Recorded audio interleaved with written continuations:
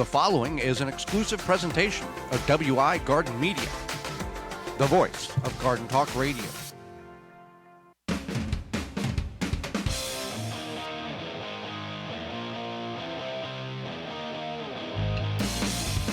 Coming up on the program today, we're going to go over how you should close up your garden for the season, or should you, as well as bird watching in your backyard. Our guest is host of YouTube channel Growfully with Jenna, and we'll answer your garden questions. The hour's jam-packed, so join us.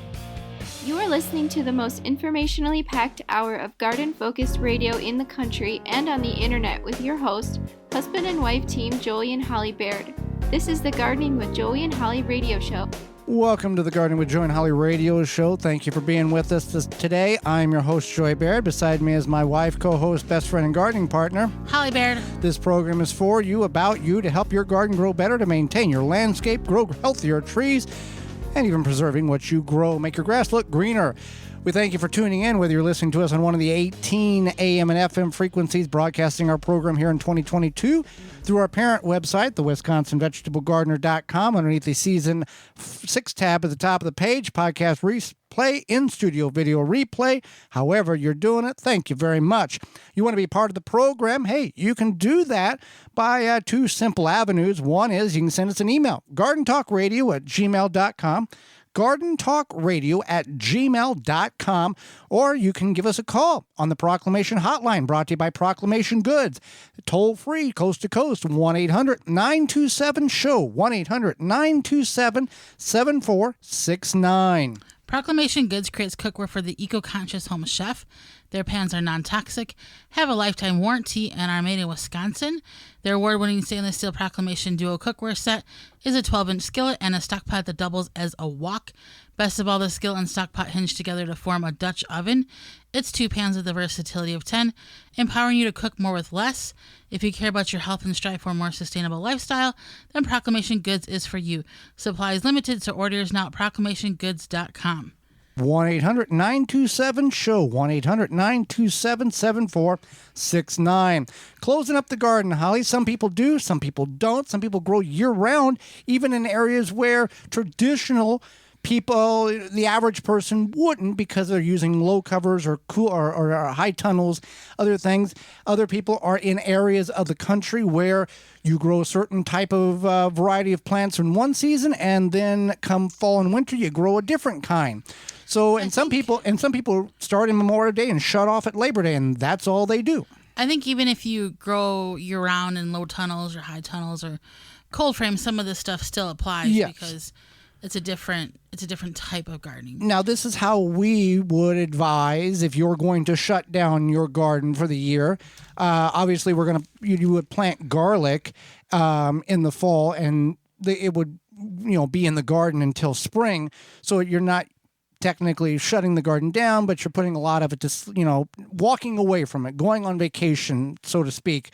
All right, let's get into it. All right. So one is you want to remove diseased plants and weeds. So if you have late blight on your tomatoes, bean rust on your beans, powdery mildew, you're going to take those plants, the diseased ones, and put them in the trash. You want to put them in plastic bags, preferably in the trash. Yeah, exactly, because there's some cities that will check the trash to make sure that you don't have plant debris in the trash, so you conceal it. Yeah, exactly.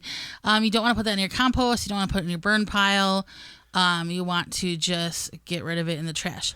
And the reason for that is because you might think, well, I'm going to burn it. That's going to get rid of it. No, a lot of the spores can be traveled through the air, and that could cause problems. How did it get to you? Through spores in the air, especially the bean rust. And then as far as putting in your own compost, it may not get hot enough. And then if it goes in the city's compost, it'll get too hot. Yeah. Cover with leaves. Leaves, we've talked about this recently on the program. Leaves are a free resource for many people who have trees on their property. You can also use pine needles.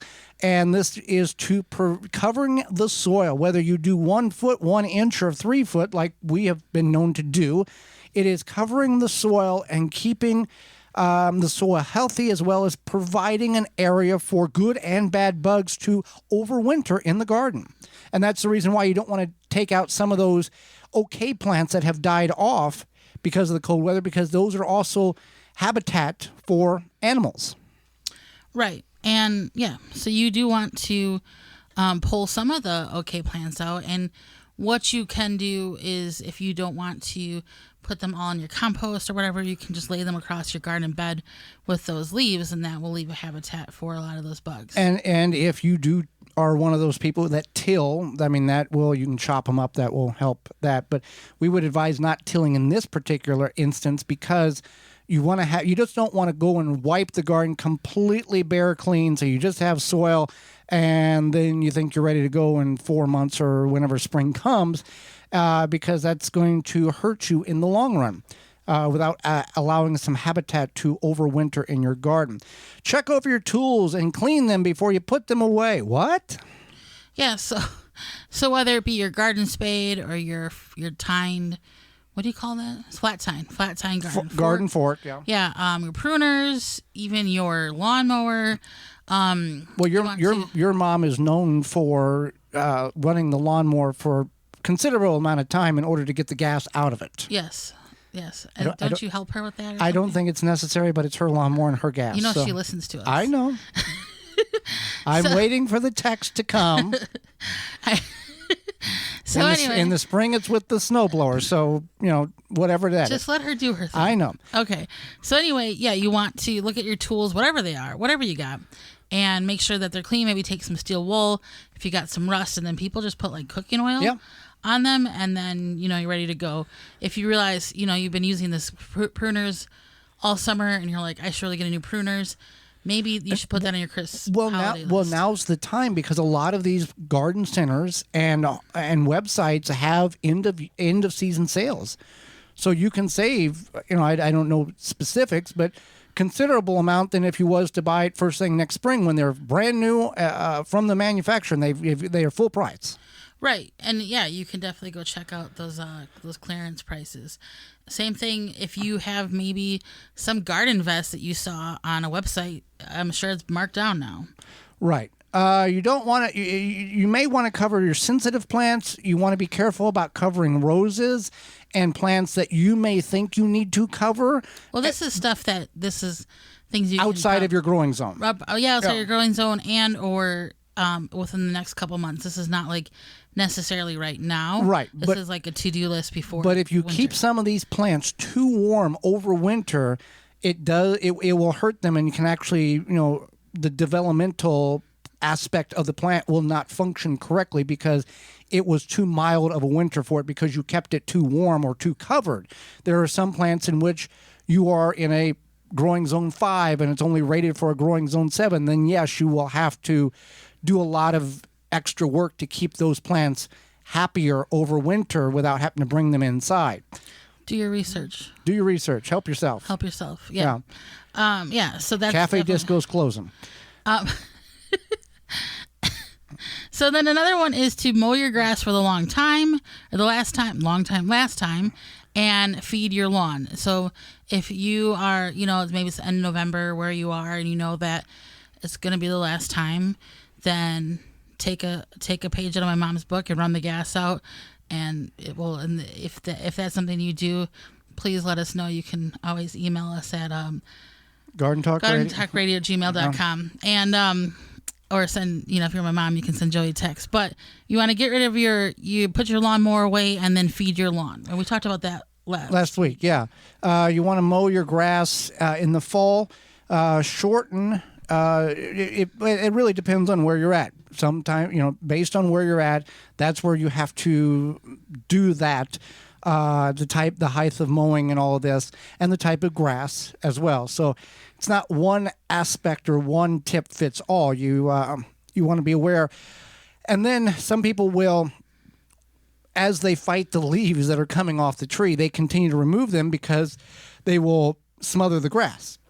Now, it will hurt them if you've got pounded, inches and inches of leaves. But any time that I've done leaf removal, by the time you've got done leaf removal, you turn around and the extra leaves have fallen off the tree, or they've blown from one yard to the next. That's the same thing. That's the same thing with these people who want to get rid of the dandelions. They do all the work. They dig them up. They spray them with poison. Dandelion seeds can blow in from 5 miles away. So unless you have some type of association where you can get everybody in a 5-mile radius from your home and tell them to get rid of all their dandelions, save your money. Let the bees pollinate and take the pollen from the dandelions. Right. Okay, so anyway, you might want to notate any changes you want to make in the spring. Like, for example, maybe you thought, okay, I've had the tomatoes here and I want to move them here. Rotate. Rotate. Or just, I try putting the peppers in this spot, but, I'm going to put them back in this other spot next year, whatever. Maybe you found a design that you found in a magazine, you want to incorporate that, think about where you want to put that, things like that. And then finally, a lot of perennials get trimmed back around this time of year. So putting your garden to bed, putting your landscape to bed, use the resources that you have available. Use those chemical-free, seed-free grass clippings. Use those leaves, whether intact or mulch, to fill your compost pile, to fill the mulch areas on your garden bed. We cover our raised beds with 1, 2, sometimes 3 foot of leaves. And when we plant, we remove them and bring them back around, like if we're going to do a broadcast of seeds, like lettuce or spinach. But if we're just doing transplants, we will just move them around and plant the plant in there and leave the leaves there. And by June, you really can't tell that we did anything because the leaves have broke down, even in their full tack. We don't mulch because we don't have time. We're getting leaves from the street. They have broken down. So don't think about, how much is this going to cost next year? Use what you have now and then save because you used all the mulch with the leaves and the feeding the soil and those things. Speaking of using what you have. Yeah. If you don't have, Walton's has. If you don't have, Walton's has. And we know you care about where your food comes from. You're probably canning or preserving your vegetables, fruit, anything else that you grew. But what about the meat? What's it called? Hunting season is right around the corner for the deer. Hunting season starts in the fall. Based on where you're listing, it may vary. Your mileage may vary based on what is legal for you to hunt. But if you don't hunt, you can use. Walton's has a lot of variations on that too. Spices and tools and kitchen utensils and all these things. Okay, so your mileage may vary here, but they have the supplies all the time for you to make sausage, turkey, and any other meat product your way to your high standards. Maybe you purchased a cow for your freezer and you want to make some delicious jerky or what have you. Walton's has meatgistics.com, an informational site to help you make the best finished product. Walton's has a full line of meat grinders, mixers, sausage stuffers, spices, all sorts of great stuff available for you, and you can use code GROW50 to save 10% off orders of $50 or more. Walton's, everything but the meat. When we come back, we're going to be discussing bird watching in your backyard. It's more entertaining than what you might think. It really is. We'll go over the details. Hang out with us. You're tuned in to the Gardening with Joey and Holly radio show. Got a question for Joey and Holly? Send it via email anytime to gardentalkradio@gmail.com.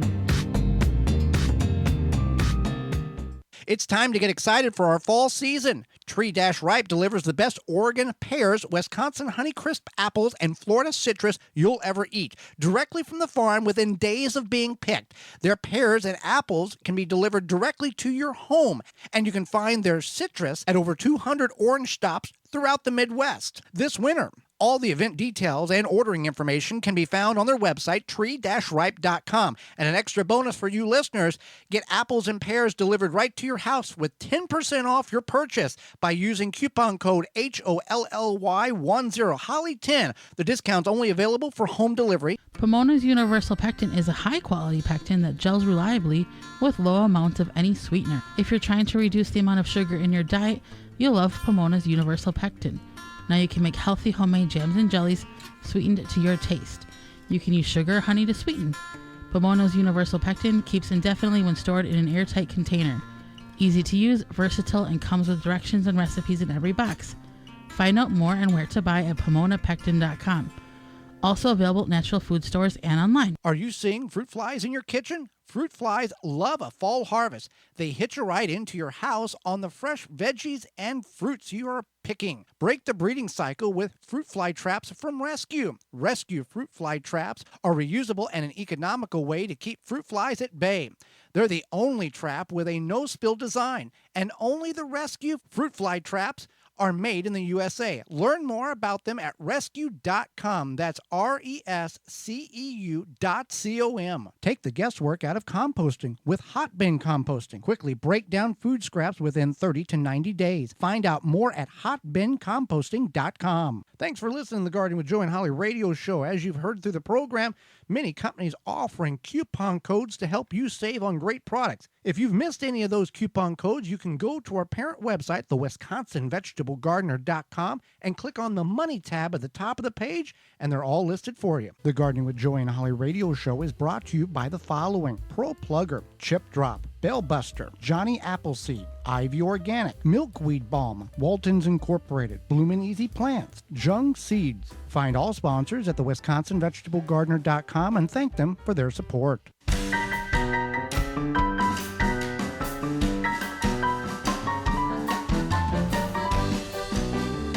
Welcome back to the Gardening with Joe and Holly radio show. Happy you're with us today. Tree diaper, Holly. Waters your plants without any knowledge that of you at all. Absolutely. Tree diaper is a revolutionary watering system that slowly releases water on the base of any tree or plant as the soil dries. The tree diaper is filled with water from rain or when you water, and slowly releases water over 3 weeks. No overwatering or underwatering with the tree diaper. Every time it rains, tree diaper recharges. No pipes, hoses, or electricity needed. Water your plants and trees whether you're down by the house, by the road, or in the back 40. Also works under mulch. Whether you're a first-time gardener or advanced, tree diaper will improve the way you water your plants. Made in the USA. You can find all the sizes they have available at treediaper.com. That's treediaper.com. Treediaper.com. Water your plants without you having to water. Works great. That was some snazzy, jazzy intro music. Yeah. You know what else is snazzy, jazzy? Bird watching? Bird watching. Okay. I'm not sure if it's snazzy. It's a terrible segue, but okay. I'm not sure if it's snazzy or jazzy. It depends on what birds you're seeing. Yeah, it does. I mean, we have some cranes, and those are kind of fun to watch.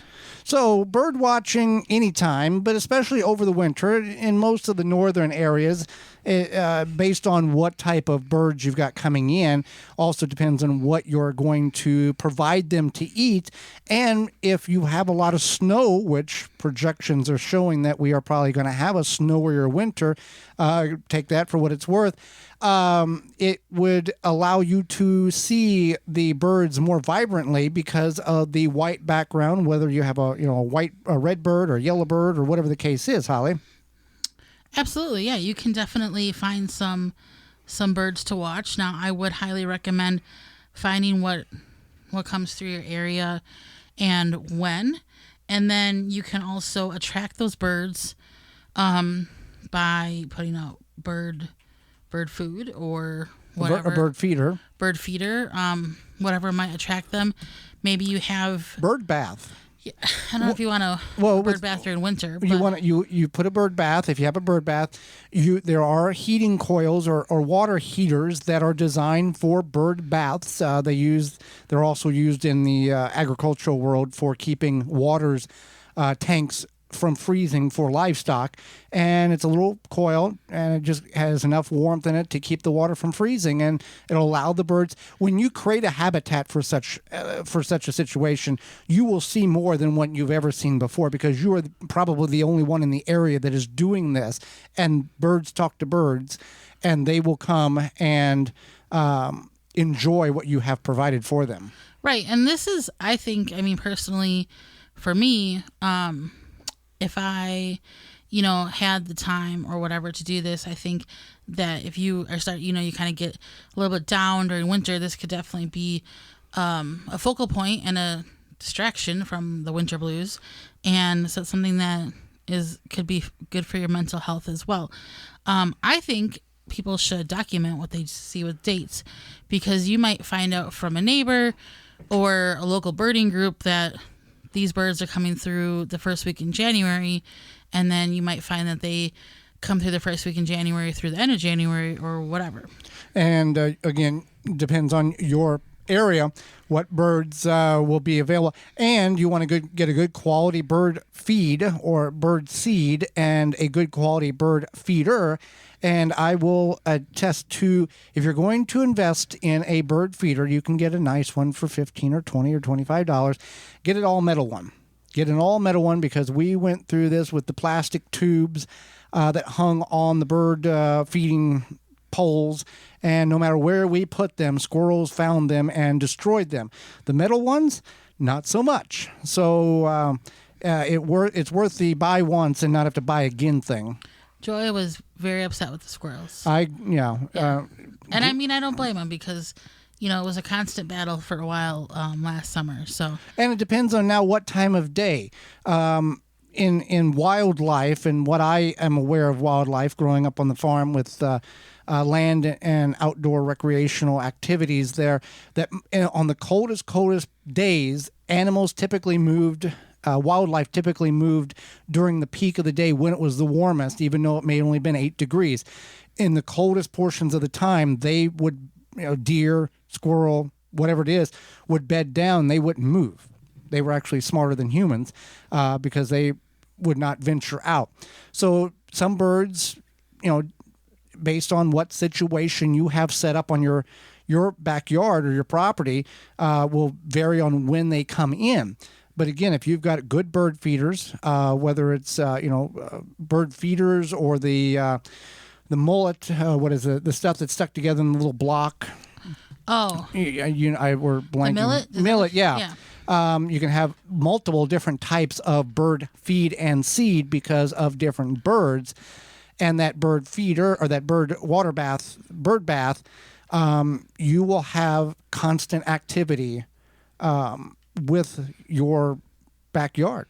Right. And I think if you observe enough, you'll kind of get to know their patterns. But another thing to keep in mind is about, I don't want to call them predatory birds, but they're kind of predatory. The bullies. Yeah, the bullies, the bird bullies. So crows are a big culprit there.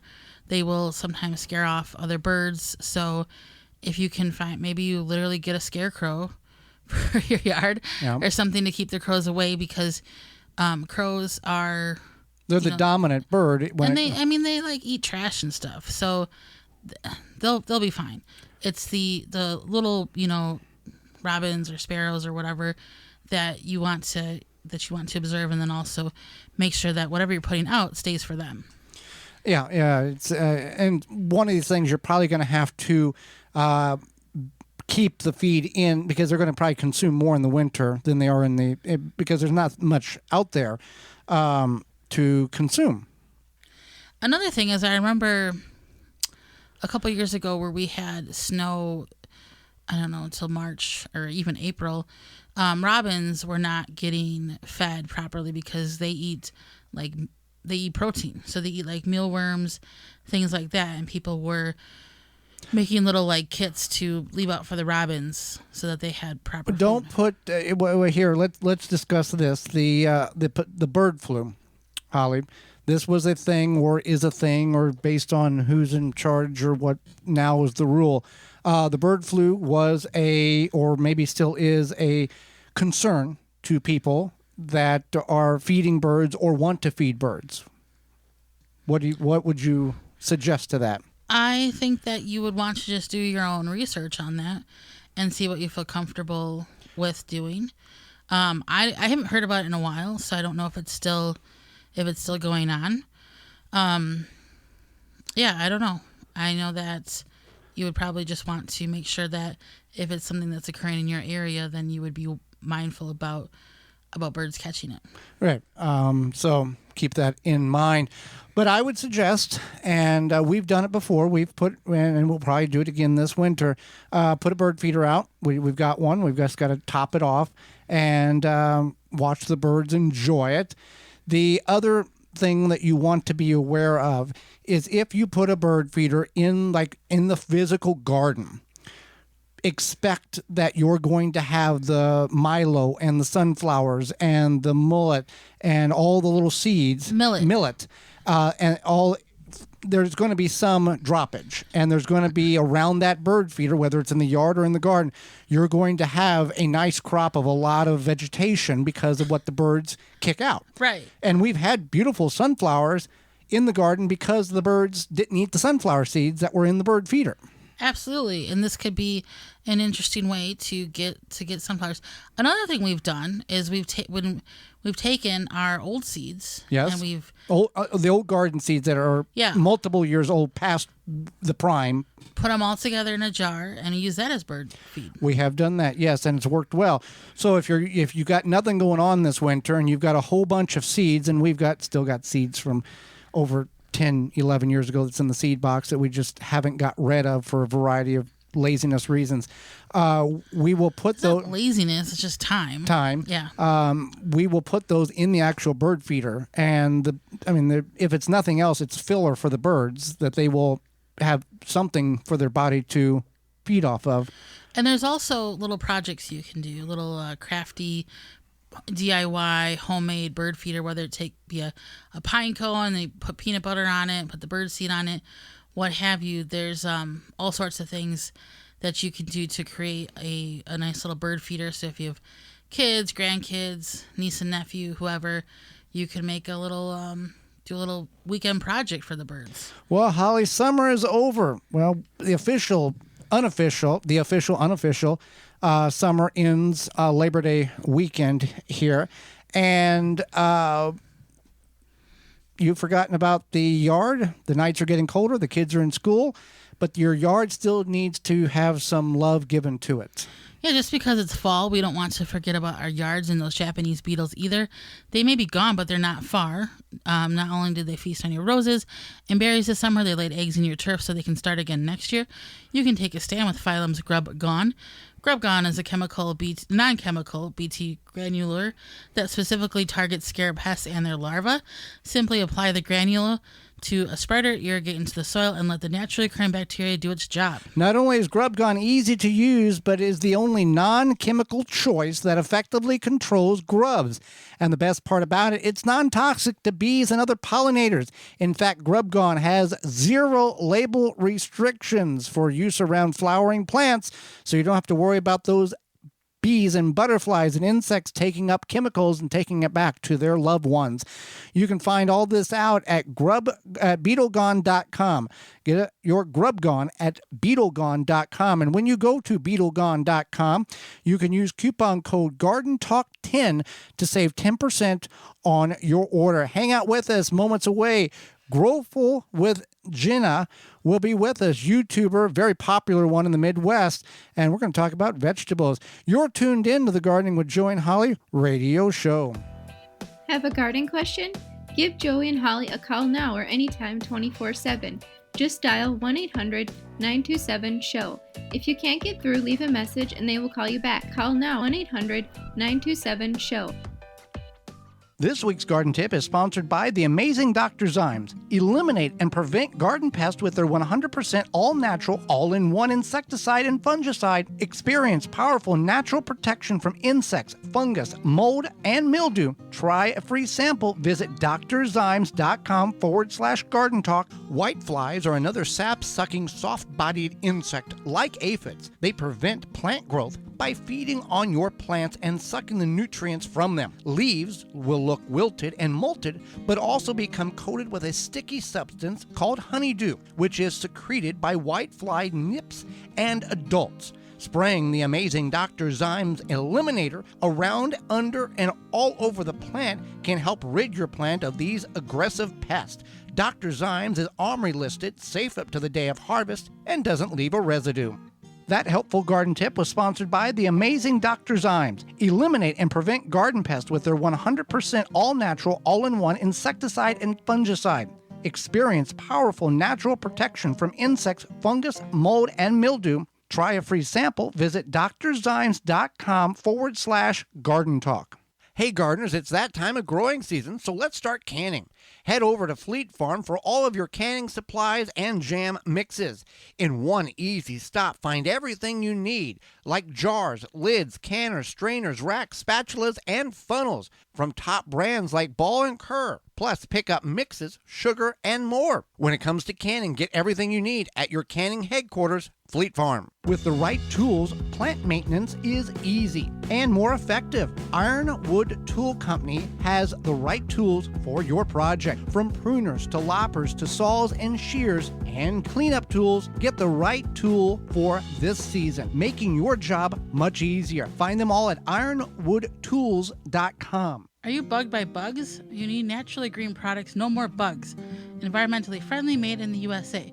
No More Bugs is a cedar blend that repels and eliminates mosquitoes, ticks, fleas, roaches, and ants, and more. No Bugs is safe for you, your pets, and plants. Visit natgreenproducts.com.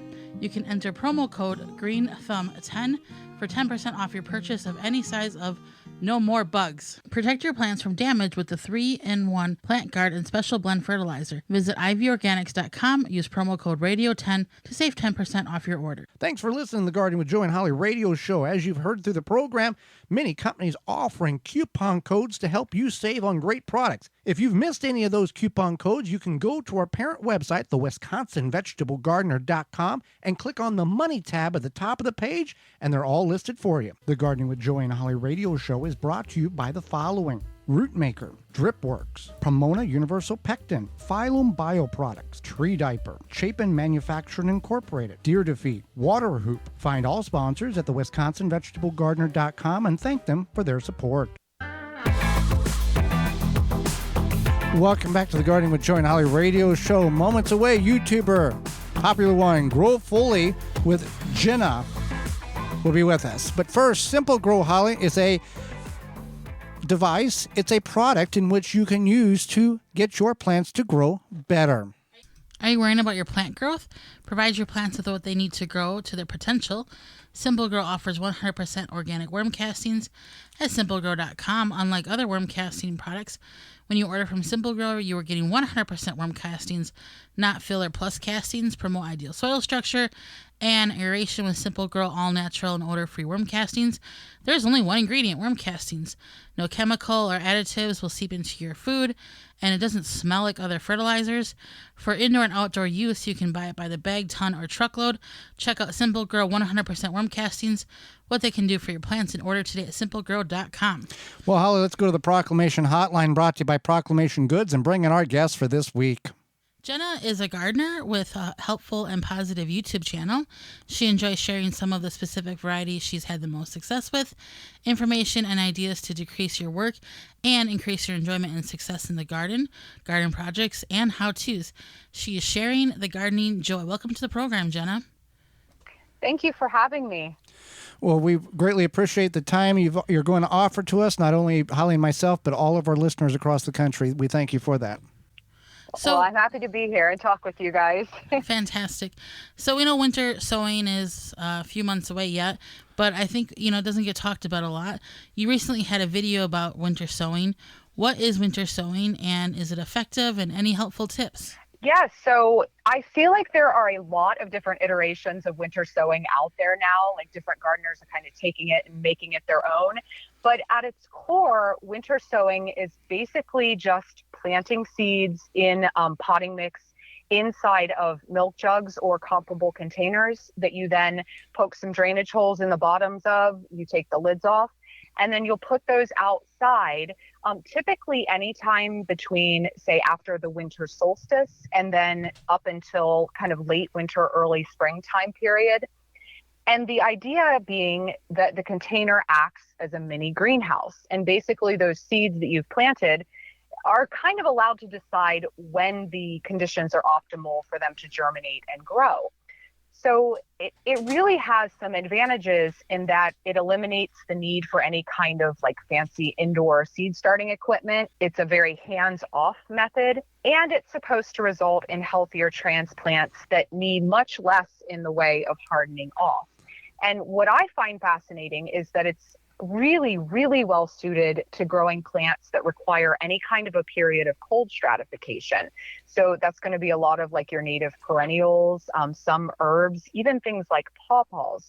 But I feel like gardeners are getting creative, and they're kind of using it now to grow all kinds of things, including more heat-loving plants like tomatoes and peppers and eggplants and such.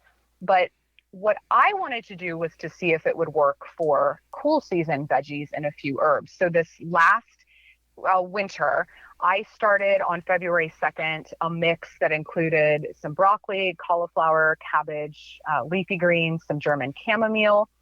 So I started some via the winter sowing method. I wanted to compare those to plants that were started indoors. So I did a batch of the same veggies and herbs indoors and planted those out.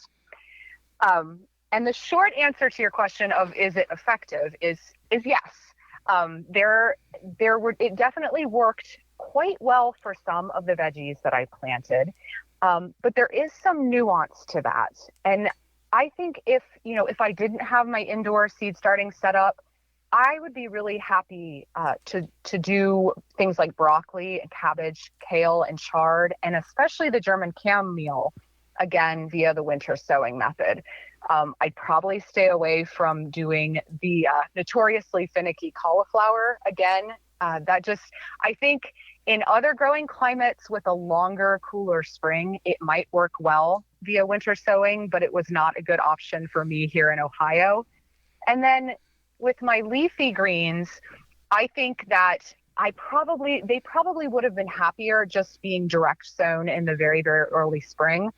Or if I wanted to get a jump start, I think sowing them under a cold frame rather than messing with the jugs and the winter sowing and all of that. So kind of my takeaway was for next year, I think I'm going to stick to my indoor sowing for those veggies, but I'm definitely going to be looking at more herbs and, like I mentioned, those native perennials, flowers, those types of things to see if those actually are going to work better for me doing the winter sowing. And then I would say, as in terms of tips for folks that are interested in this method, definitely opt for a high quality potting mix.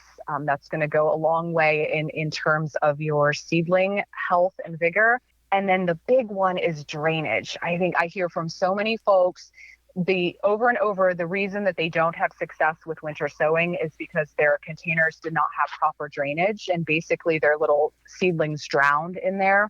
And then the final thing is that once we get those few kind of unseasonably warm and sunny days in the early spring, even in the very late winter, that folks are going to want to be checking on their seedlings.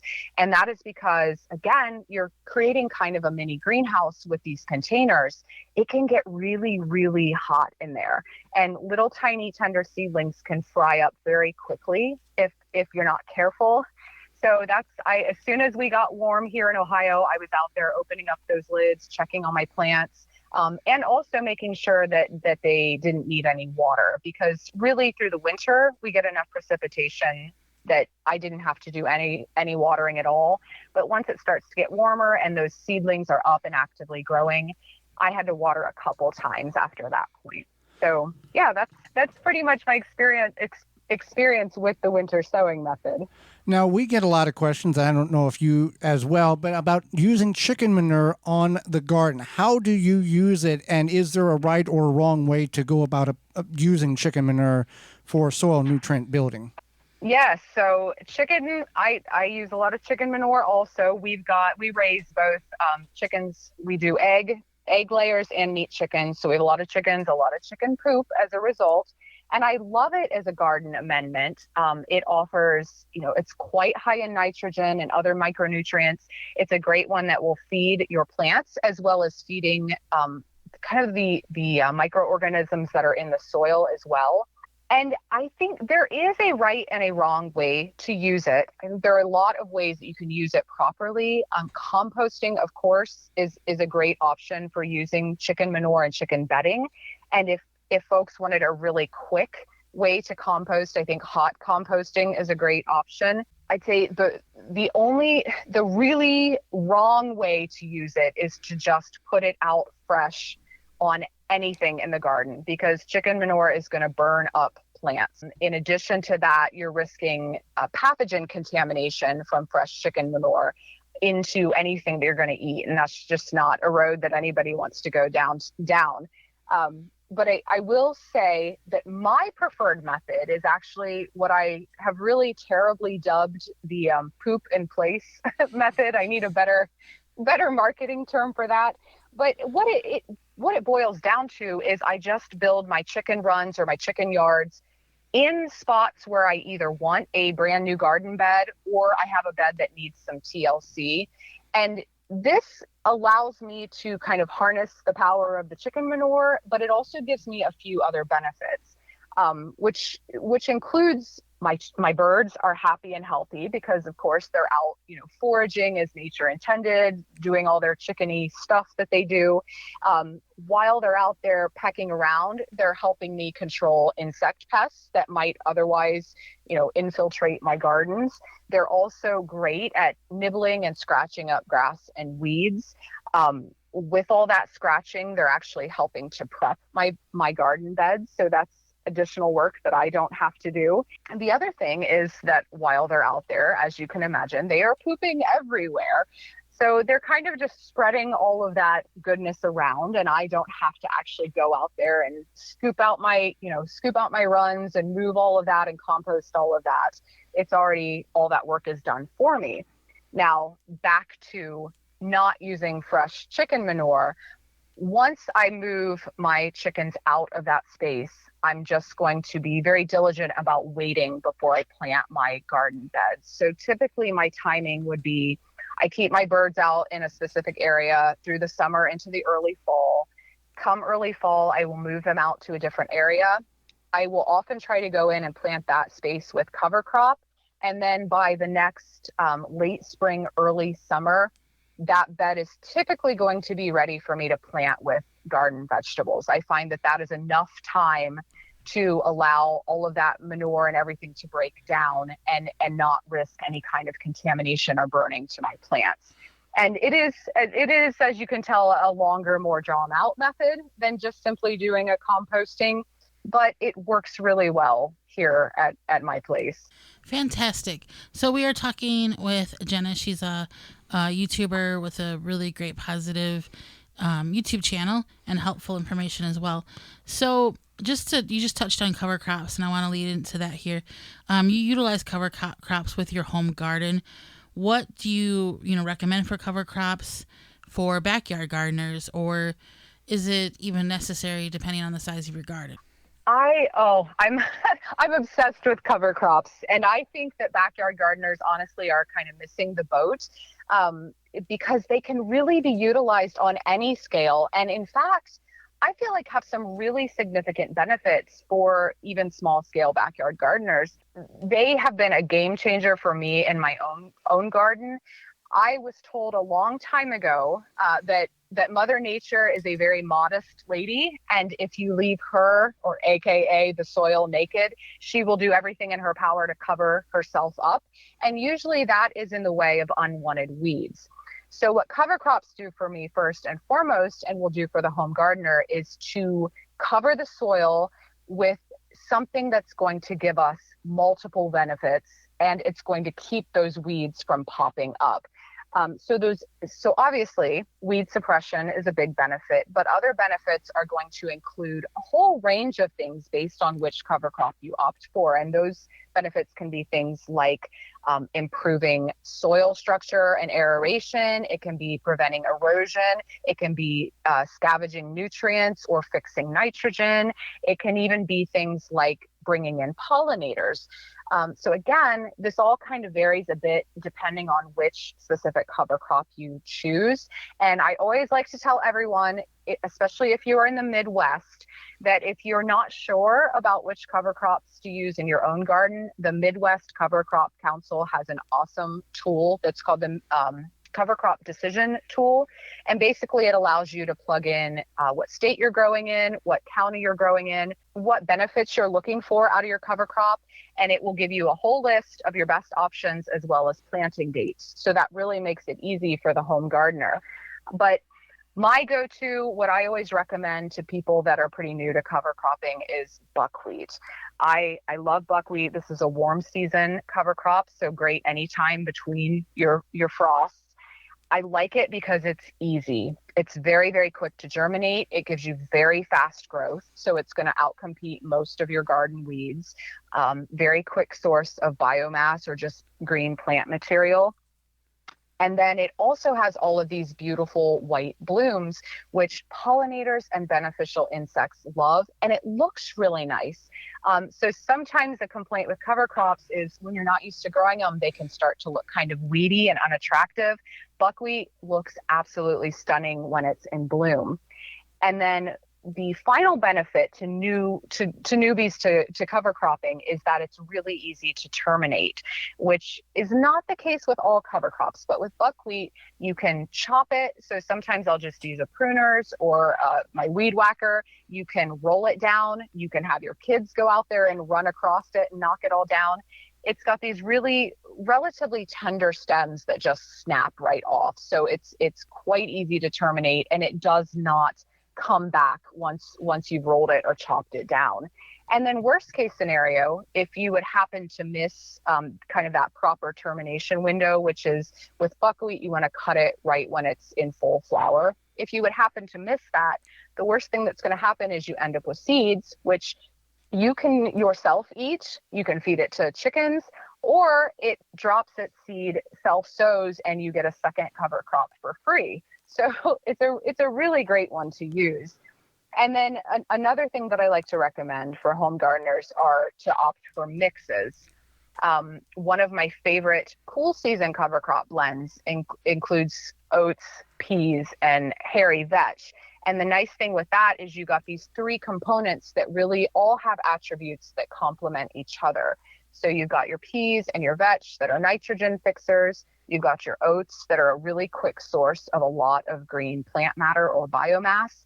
And then vetch is one of the best weed suppressors that are out there. So you're getting a 3-in-1 from that one planting. And you can do these in teeny tiny spaces.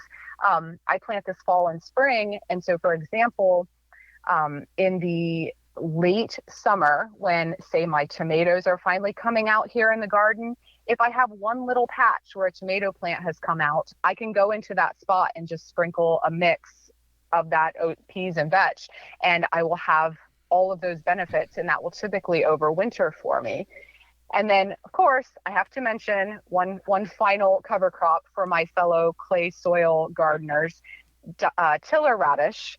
It's a type of large-rooted daikon radish. Is an awesome cover crop if you are dealing with clay soil. And these would typically be planted in the late summer. They'll put on some huge tap roots, and come usually about the mid to the end of winter, they will die back. And as you can imagine, these big roots just kind of rot into the soil. So you're getting a nice addition of organic matter. You're getting these roots that kind of leave openings in your clay. And then in the spring, when you're ready to plant, you can just brush the residue away. So after those tops of the radishes die, you just kind of brush that out of the way. You can go directly into your garden bed and plant. You don't even have to work the ground or do anything. It's really a beautiful solution for clay soil. Well, that was my next question. How do you deal with clay soil? And is the radishes, is that the one and done, the go-to, or is there other things that you add to the clay soil to help amend it so you can grow what you grow in it? So it's definitely not a one and done. The radishes are one component of many things that I do to help improve my clay. And this is probably one of the questions I get most often, because gardening and clay can be incredibly challenging. You're dealing with drainage issues, in particular if you've got clay soil with hard pan underneath. A lot of times the nutrients are locked up in that fairly sticky soil texture. Plant roots can have trouble actually even penetrating clay soil if it's heavy enough. So you're dealing with all kinds of things. But I will say that if clay is given some time and some TLC, it can yield really amazing results. So my big focus, in addition to the cover crops, is just the addition of organic matter in general. So anything will work, but I really focus on what I have readily available here, which tends to be a lot of homemade compost. I will use leaf mold, and then I loved aged manure. In addition to the chicken, I like to use cow and horse manure as well. And then, of course, all of your cover crops, all of that residue from what's left over at the end of the growing season is going to rot down and add organic matter to the soil as well. My other focus is to actually raise up my planting areas and to create devoted walkways. So this helps in that with that drainage issue again. By raising up the walkways, I'm kind of keeping my plant roots from being down in that kind of mucky anaerobic mess that clay soil can have going on in the deeper layers. And by creating devoted walkways, I'm only ever walking on those paths. I'm never walking in the garden beds. So I'm not further adding to the compaction issues that are often inherent in clay soil that way. And when I say raised up planting areas, sometimes I think this causes a little confusion. I don't mean raised beds per se, so they don't always have to have a border, but rather I'm just basically coming along and scraping soil from where I want my walkway to be up onto where I want my planting area to be, and just kind of making hilled mounds or rows and planting in those. And that has helped a lot, especially in the early spring when we tend to get a lot of excess rain. I will see like where I've got actual standing water in my walkways in the garden, but my plants are high enough so that they're not sitting in that standing water and essentially drowning. So it's been a really helpful way to garden while still working on improving the drainage issues in my clay. And then the third issue is back to the keeping the soil covered that I mentioned with the cover crops. I always do. With clay, I feel like it's so important to keep that soil covered at all times. And I do that by focusing on the use of natural mulches and the cover crops. For natural mulches, my favorites are things like alfalfa hay, grass clippings, leaf mulch, and sometimes wood chips. And basically, I'm covering both my walkways and my actual planting beds. So anytime I go in with a plant or transplant or seeds, I'm very diligent about mulching up around those. And that really has helped both in, like I said, that organic matter addition. As those mulches rot down, they're adding really nice organic matter to the soil. It also helps with that clay soil texture that tends to happen for anyone who's gardened in clay. I'm sure they've seen this, where you start to dry out and you'll get that crust on the top of the clay that can have giant cracks in it.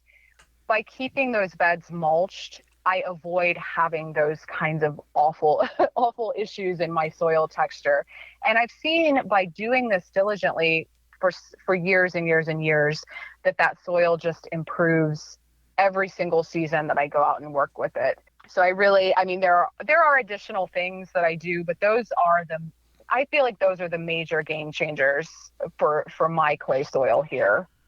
Well, fantastic. And Jenna, you've really just provided a lot of great information for us, and we've enjoyed having you on the show. How can people find out more about you? The best way to find out more is, I would say, definitely go check out my YouTube channel. That's Growfully with Jenna, mainly because I focus on a lot of the same, like sharing tricks and tips in my own garden. I focus a lot on soil health. I'm also by trade a trial manager. So part of my job is trialing, basically planting and evaluating new varieties of fruits and vegetables and annual flowers every year. And I like to share a lot of the varieties that do best in my Ohio garden on the YouTube channel.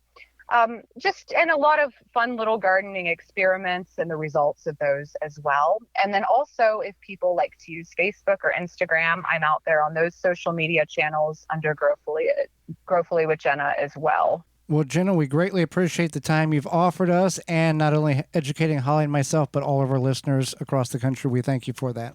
Well, thank you guys for having me. Absolutely. And when we come back, it's your garden questions, our garden answers. This is the Gardening with Joy and Holly radio show. Why did you ask? Got a question for Joey and Holly? Send it via email anytime to gardentalkradio@gmail.com.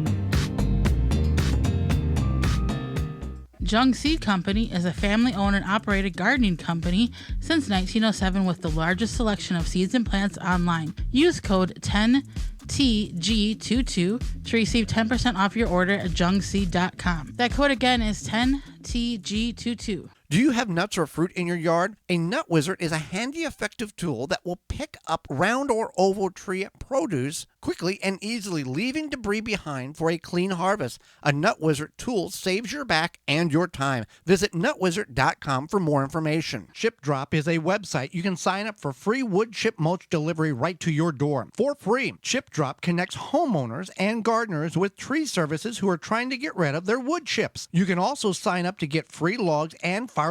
Go to chipdrop.com to learn more and sign up for a free account. Rootmaker starts your plants off right and keeps them going through harvest. From their seed starting trays with an innovative design that air prunes the roots to their large variety of grow bags, 1 to 60 gallons. Their products will provide you with the harvest that you've never seen before. Visit rootmaker.com and use coupon code RADIO22 to save 15% off your order. That's rootmaker.com. Brought to you by Blue Ribbon Organics, providing locally made organic compost and soil blends for gardens, farms, landscaping, and more. Visit BlueRibbonOrganics.com or call 262-497-8539 to find their products nearest you.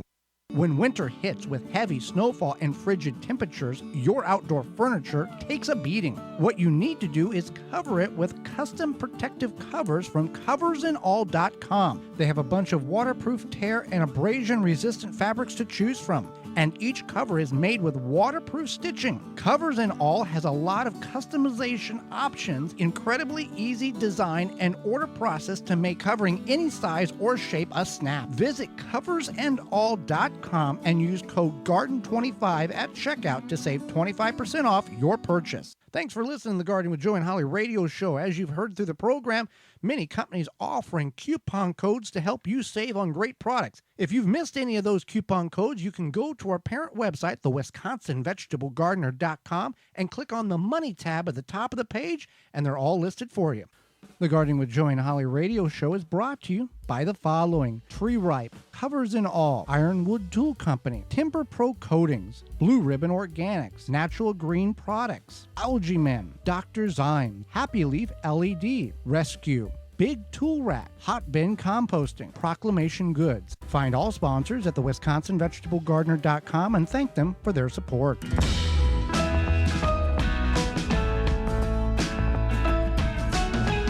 Welcome back to the Gardening with Joe and Holly radio show. Time for your questions, our answers. You got a question? Send it all over. GardenTalkRadio@gmail.com. Or you can give us a call on the Proclamation hotline. That number is 1-800-927-SHOW. Proclamation Goods creates cookware for the eco-conscious home chef. Their pans are non-toxic, have a lifetime warranty, and are made in Wisconsin. Their award-winning stainless steel Proclamation Duo cookware set is a 12-inch skillet and a stock pot that doubles as a wok. Best of all, the skillet and stock pot hinge together to form a Dutch oven. It's 2 pans with the versatility of 10, empowering you more to cook more with less. If you care about your health and strive for a more sustainable lifestyle, then Proclamation Goods is for you. Supplies are limited, so order yours now at proclamationgoods.com. 1-800-927-SHOW or GardenTalkRadio@gmail.com. This question is sponsored by Fleet Farm and FleetFarm.com. Hi, I have been using compost soil, and it is very loose and does not hold water well. What can I do or mix in with some clay soil to help hold the water? This is my second year gardening. Thank you. You can add coco-coir, peat moss, or vermiculite, and then you could even mix it with some clayish soil into the composted soil to kind of break it up and amend it more. Which basically, not all compost is created equal. Right. This must be kind of like a cheaper, obviously it is a cheaper version of compost, and not very good. Let's see here. Next question is... love your podcast. I listen from Osceola, Iowa. We have been very dry and hot this year and did not water as often as we should. We had a new baby. Our blue lake bush beans continued to put on flowers but drop them and no beans. We have increased our watering by getting a soaker hose, and the temps have been much better. However, they still just drop flowers. Our friends nearby are growing tons of beans. Now, they have a soaker hose all summer, but they also are growing pole beans. Now that we watered more, it isn't as hot as expecting the blooms to To make beans, no such luck. Do you think the pole versus bush beans are different? Anything else to make this happen? Just kind of sad around southern Iowa. Farmers are having issues too. All right, lack of pollination may be a problem with lack of watering. Heat's an issue. What are the things? Pole beans are more hardy than bush beans if you're going to go that route. And pollinating due to the heat and insects not pollinating could also be a problem. Now, beans are typically self-pollinating, so could just be the heat, could be an adverse reaction to, the dead pollen. The pollen's not doing very well. Well, we're doing very well because we're out of time, and we thank you for yours. We appreciate that. Miss any portion of the program today or want to revisit it, you can certainly do that by going to our parent website, the WisconsinVegetableGardener.com, underneath the Season 6 tab at the top of the page, clicking on that and checking out this show and past shows. Or you can send us an email to gardentalkradio@gmail.com. Tune into the program next week. We're going to go over what science says about certain aspects of gardening, as well as does it make sense to grow that next year. And our guest will be Linda Vader, author and landscaper, and we'll answer your garden questions. So until next week, for Holly Baird, I'm Joy Baird, and we will see you in the garden.